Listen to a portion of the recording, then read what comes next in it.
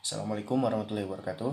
Perkenalkan, nama saya Ahmad Rehori Mukti dari kelas Penjas 5B, absen 15, NIM 1804498. Di sini saya akan mempresentasikan tentang yang pertama, makna pendidikan jasmani bagi manusia.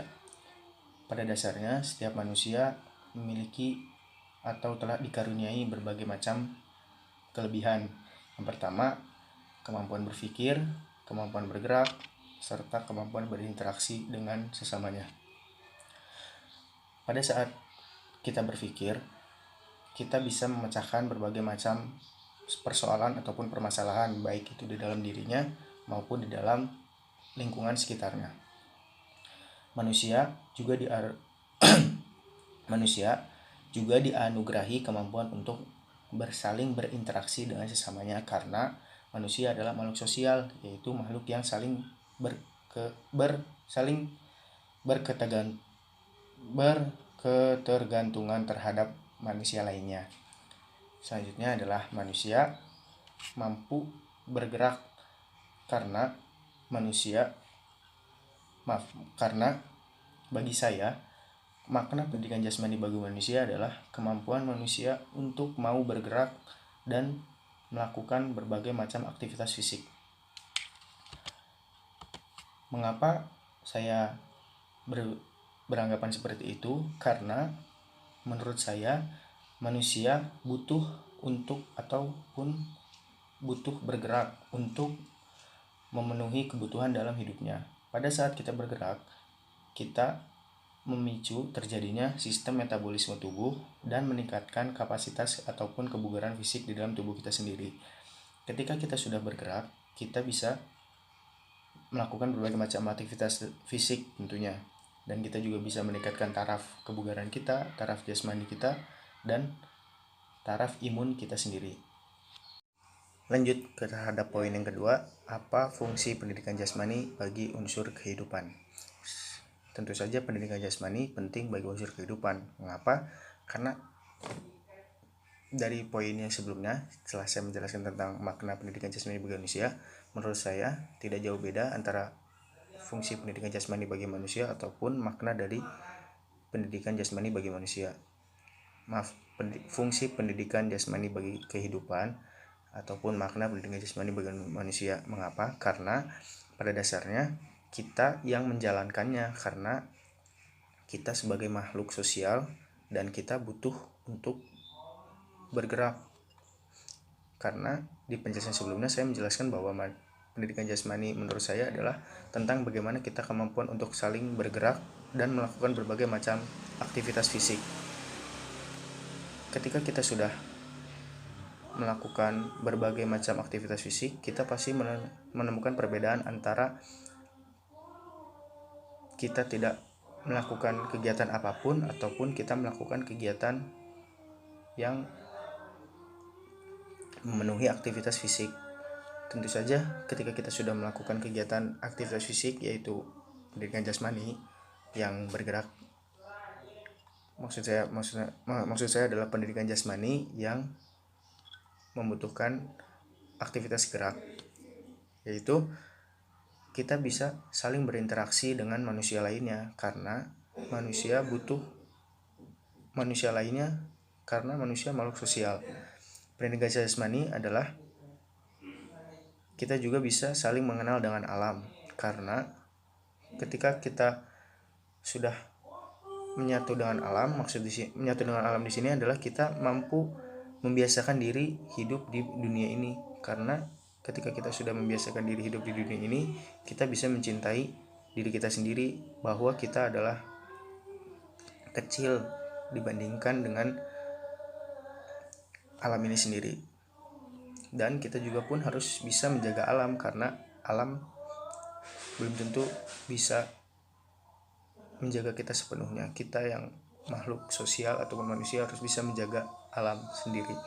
Mengapa alam ada kaitannya dengan pendidikan jasmani? Tentu saja karena ketika kita sudah melakukan berbagai macam aktivitas fisik ataupun pendidikan jasmani, kita bisa merasakan adanya perbedaan, baik itu dalam kepribadian, dalam intelektual maupun spiritual, moral, dan emosi.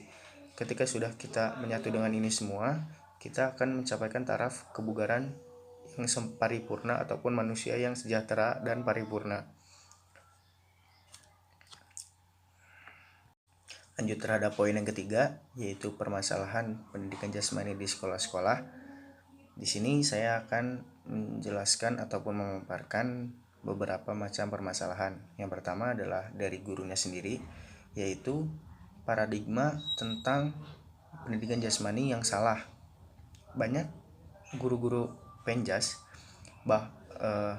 mempunyai paham bahwa pendidikan jasmani adalah tentang kita untuk menuju kejuaraan. Padahal bukan itu. Padahal adalah ketika kita menjadi guru penjas, kita harus mampu mengajak ataupun membuat pelajaran yang memungkinkan anak untuk bergerak sebebas-bebasnya. Tentu sebebas-bebasnya di sini adalah kita harus bisa mengawasinya. Maksudnya adalah kita harus bisa mengajak anak untuk bergerak, karena di zaman yang sekarang banyak anak yang tidak mau bergerak alias mager. Banyak anak yang mau main teknologi. Dengan zaman yang sekarang, zaman teknologi, anak lebih cenderung untuk bermain gadget dibandingkan bergerak. Apalagi pada masa pandemi seperti ini yang kita berdiam diri di rumah saja dan melakukan segala kegiatannya di rumah.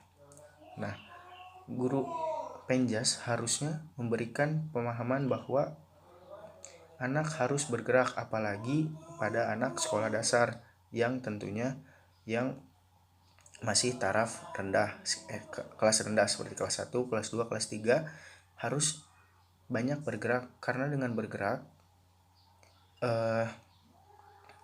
anak bisa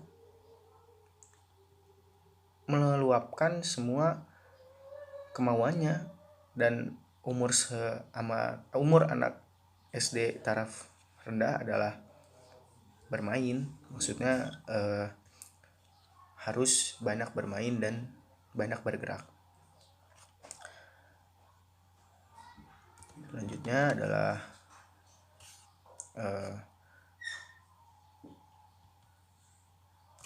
tentang kurikulum di pendidikan jasmani itu sendiri. Pada saat pandemi seperti ini ataupun pada saat pendidikan jasmani di sekolah, banyak pembelajaran yang tidak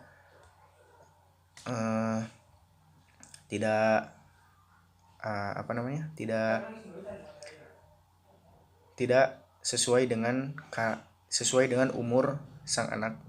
Banyak juga guru penjas yang memaksakan aktivitas fisik yang lebih berat dibandingkan umur anak SD itu sendiri. Juga peralatan dan sarana prasarana di sekolah yang kurang memadai pada saat pembelajaran. Jadi guru penjas diharuskan ataupun diwajibkan untuk berkreativitas sebaik mungkin untuk mengembangkan pembelajarannya. Selanjutnya adalah kurangnya kemampuan guru dalam melaksanakan tugas ataupun pembelajaran. Banyak juga anak yang merasa bosan karena pembelajarannya yang itu-itu saja. Lanjut kembali ke fasilitas dan prasarana. Banyak anak yang nantinya menunggu giliran untuk bermain karena kurangnya peralatan memadai. Jadi lebih banyak waktu menunggunya dibandingkan waktu kita berolahraga ataupun bermainnya. Selanjutnya adalah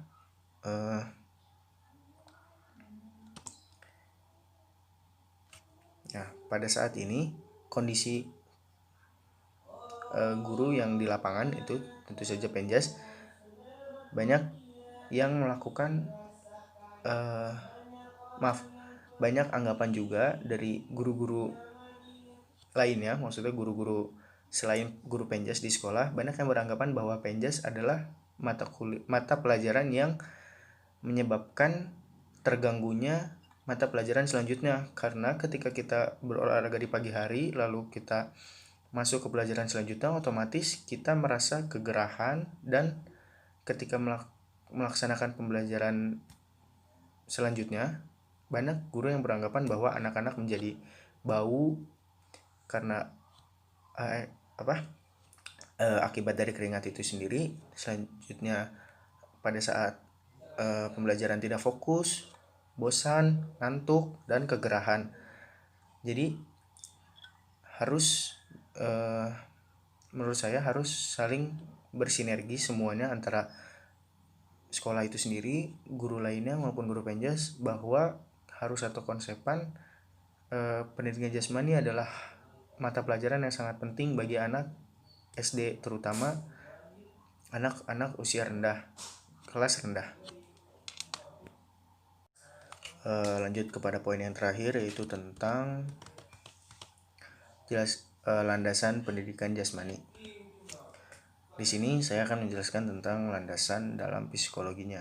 Karena mengapa saya mengambil landasan psikologinya? Menurut saya, ketika kita sudah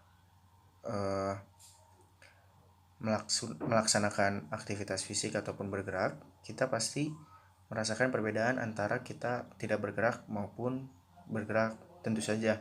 Dan ketika kita sudah bergerak, kita akan merasa senang pastinya, karena kita melepaskan hormon endorfin, yaitu hormon yang memberikan kebahagiaan. Banyak juga olahraga yang ataupun pendidikan jasmani yang menyenangkan, karena itu sebagai ajang kita untuk bermain ataupun melepas penat dan stres. Ketika kita sudah tidak stres lagi, maka kita bisa menyampaikan kita bisa menuju ataupun melakukan aktivitas selanjutnya dengan maksimal, karena kita sendiri sudah terbebas dari stres. Ketika kita merasa senang, kita akan menjalankan seluruh aktivitas dengan maksimal. Mengapa saya mengambil tentang psikologis? Karena ketika sudah kita merasa bahwa diri kita tidak stres dan bahagia, kita akan mencapai taraf kehidupan yang paripurna ataupun yang sempurna. Selanjutnya, dalam pemahaman psikologis juga banyak mencakup tentang intelektualnya, tentang emosinya, tentang moralnya, dan spiritualnya. Ketika kita sudah semua poin-poin ini saling bersinergi, kita akan menjadi manusia yang lebih baik, tentu saja. Karena ketika kita sudah mencapai ataupun kita sering bergerak, kita pasti merasa bahwa diri kita bugar, sehat, dan menjadi lebih baik lagi daripada kita diam. Mungkin cukup sekian yang bisa saya sampaikan, kurang lebihnya mohon maaf. Wassalamualaikum warahmatullahi wabarakatuh.